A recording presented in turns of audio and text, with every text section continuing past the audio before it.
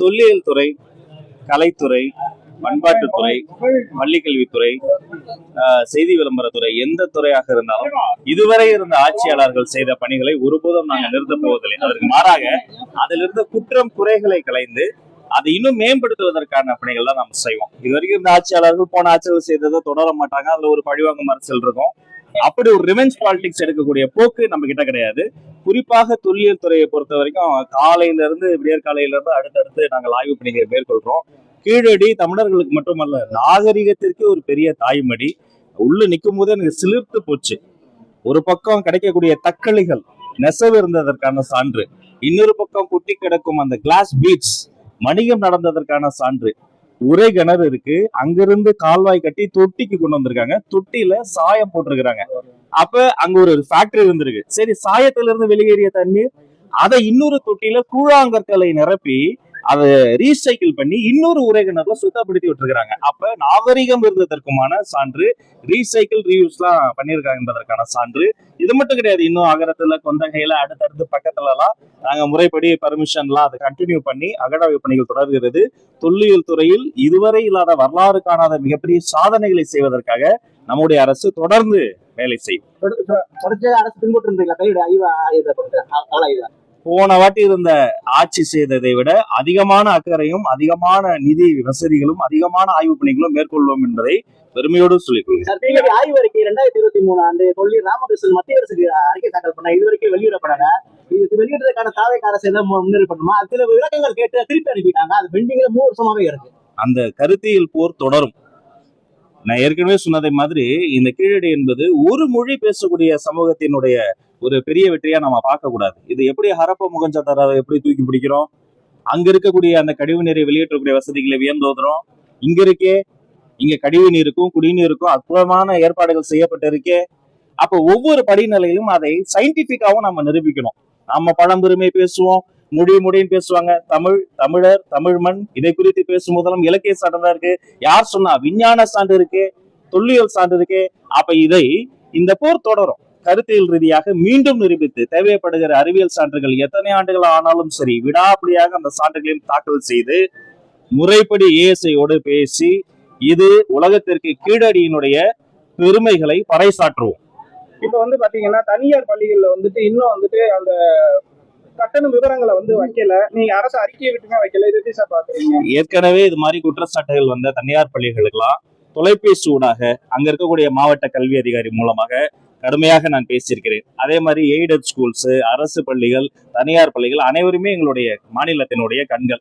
இன்று கூட இந்த ஆய்வுக்கு நடுவில் ஒரு அரசு பள்ளிக்கு போய் அங்க இருக்கக்கூடிய அந்த அரசு பள்ளியில பாத்தீங்கன்னா ஹாக்கில மாநில அளவுல விளையாட்டு வீரர்கள் உருவாகி இருக்கிறாங்க. சரி, மகிழ்ச்சி. அப்ப கலைத்துறையில வரல? அங்க போய் கலையரங்கம் ஒண்ணு இருந்தது. அதை நேரத்தை பார்க்கும் போது அது நலிவடைந்து போயிருந்தது. அப்ப அந்த அரசு பள்ளியில இருக்கிற கலையரங்கத்தை மேம்படுத்துவதற்கான விஷயங்களுக்கான அந்த கோரிக்கை முடிவும் பெற்று அதற்கான விஷயங்களும் செய்யறோம். அப்ப இப்படியெல்லாம் நாங்க செய்கிற பொழுது அந்த தனியார் பள்ளிகள் அந்த ஃபீஸை குறைக்கறான்னு சொல்றோம்.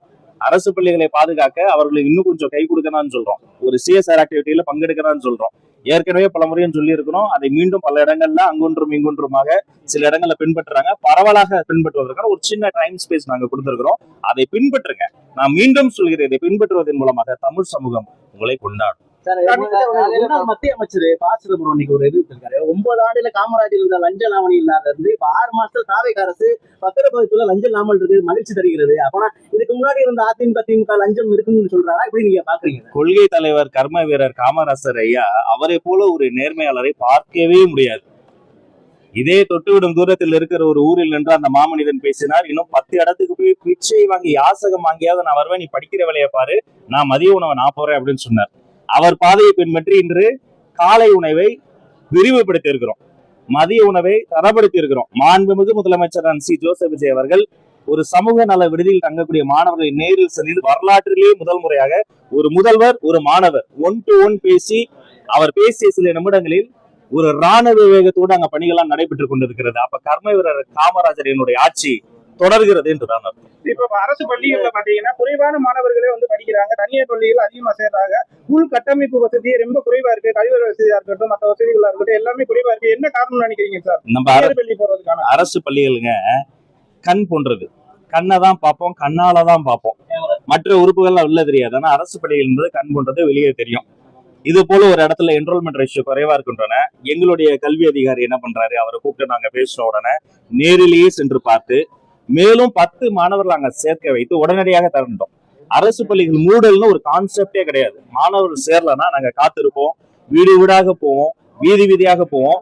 10 மாணவர்கள் சேர்த்த உடனே அந்த பள்ளிக்கூடத்தை திறந்துடும். இதே நம்ம மதுரை இன்னொரு பள்ளிக்கூடத்துல கிட்டத்தட்ட ஒரு 17 மாணவர்கள் ஐஐடி விஐடி போன்ற இடங்களுக்கு எல்லாம் போய் அவங்க வந்து இடம் ஜெயிச்சிருக்கிறாங்க. அப்ப எந்த காரணம் கொண்டும் அரசு பள்ளிகளை மூடுவதை குறித்து நாங்கள் அனுமதிக்கவே மாட்டோம். மாறாக ஒரு 10 மாணவர்கள் சேர்ந்தாலும் மீண்டும் பள்ளிகளை திறப்போம், கல்வியை கொண்டாடுவோம். இது கல்வியில் சிறந்த தமிழ்நாடு என்பதை இல்ல சார், உள்கட்டமைப்பு வசதிகளை ஆமா இருக்கு. அதை எல்லாத்தையுமே மேம்படுத்தும். இப்ப நான் சொன்னேனே, ஒரு கலையரங்கத்தை மேம்படுத்த போறேன், விளையாட்டு அரங்கத்தை மேம்படுத்த போறேன். எல்லாமே இப்ப இந்த நம்மளுடைய பட்ஜெட் வரப்போகிறது.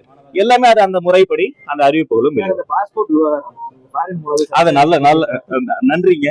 நான் தெளிவுபடுத்திடுறேன்.